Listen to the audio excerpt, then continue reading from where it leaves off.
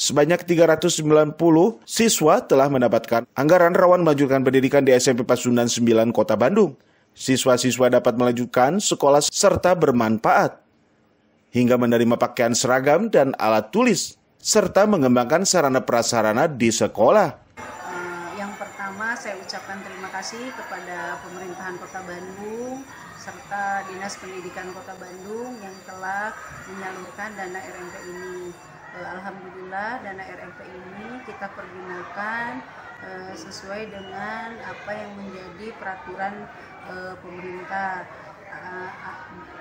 Jadi agar memang betul-betul siswa merasakan manfaat adanya bantuan RMP ini.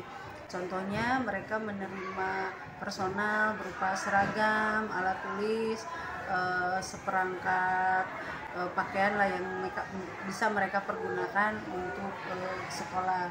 Serta alhamdulillah dengan adanya RMP ini terlaksana, kita bisa memenuhi kegiatan-kegiatan di sekolah, sarana prasarana dan lain sebagainya. Jadi sekali lagi terima kasih kepada pemerintah, khususnya pemerintahan Kota Bandung yang telah memberikan dana RMP ini, karena bagi sekolah khususnya SMP Pasundan 9 kebermanfaatannya sangat besar sekali.